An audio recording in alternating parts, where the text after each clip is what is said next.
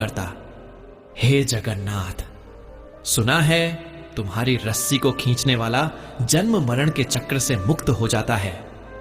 मुझे मुक्ति नहीं चाहिए प्रभु, मुझे तो बस तुम्हारा स्पर्श चाहिए, उस रस्सी का स्पर्श जिसे तुम स्वयं थामे रहते हो।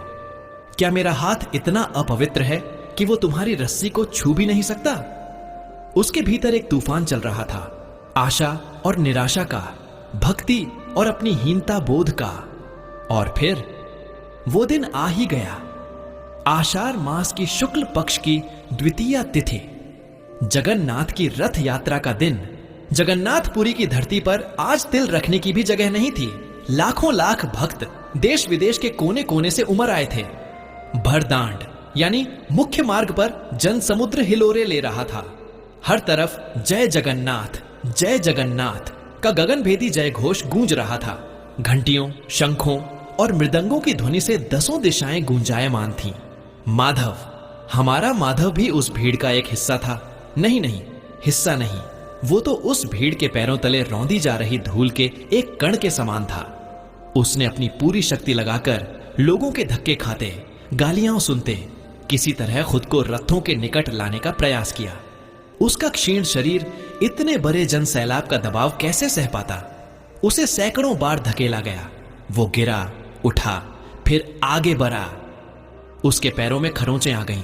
चिथरे हो चुके वस्त्र और भी तार तार हो गए, पर उसकी आंखें तो बस एक ही चीज पर टिकी थीं, नंदी घोष रथ की वो मोटी पवित्र रस्सी।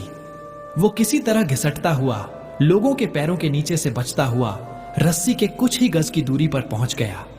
उसकी सांसें उखड़ रही थीं, छाती में एक भयानक दर्द उठ रहा था, पर उसके चेहरे पर एक दिव्य संतोष था। बस अब थोड़ा ही दूर, मेरे प्रभु, मैं आ रहा हूं। उसने अपना कांपता हुआ मैला कुचैला हाथ आगे बढ़ाया। वो रस्सी को छूने ही वाला था कि तभी एक मोटे ताजे पहरेदार की नजर उस पर पड़ गई। अरे, ये कौन है? हट यहां से भिखारी, तेरी हिम्मत कैसे हुई यहां आने की? पहरेदार ने घृणा से चिल्लाकर उसे एक जोरदार धक्का दिया। धराम! माधव दूर जाकर गिरा। उसका सिर एक पत्थर से जा टकराया और खून की एक पतली धारा बह निकली। लोगों ने उसे देखा, पर किसी ने उसकी सहायता नहीं की। कौन इस गंदे मरियल भिखारी के लिए इस दिव्य उत्सव में अपना समय बर्बाद करता?